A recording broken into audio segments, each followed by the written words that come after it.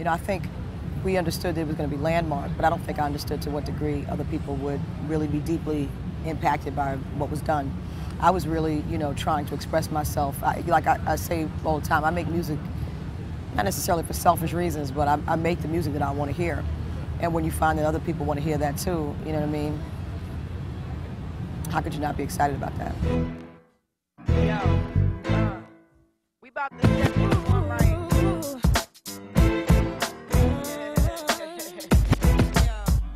The Miseducation was sort of like a play on, you know, maybe low and high culture coming together.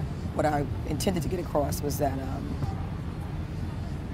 that there was I want to say, sort of a learning, a process of understanding that came from a non-traditional, extremely non-traditional way.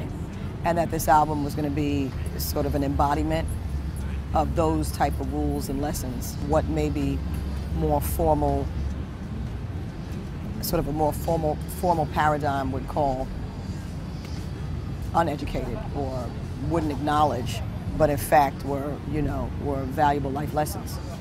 And this music was about to be a representation of that. If anything, it was just about learning how to really trust my individual voice, you know what I mean? But I had some very strong ideas, you know, and I was very strong about those, you know, I felt strongly about those ideas. So, you know, I was excited, and once the momentum, you know, once it started going in a certain direction, it was just a matter of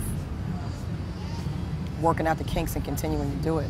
I think for me it was, you know, I was excited about, you know, taking this music that I thought was beautiful, you know,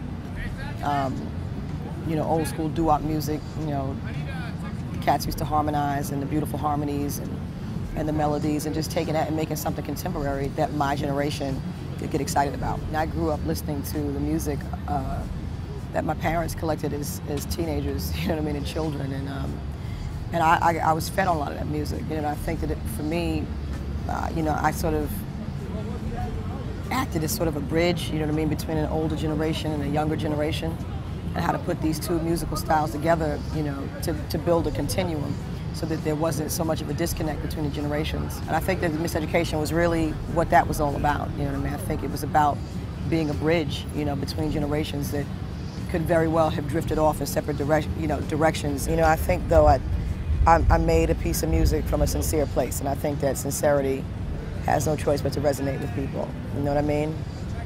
I think that my motives were probably in the right place, you know what I mean, at the right time.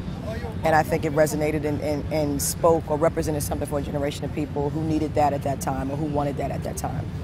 And I was in a very blessed position to be able to be the carrier of that message.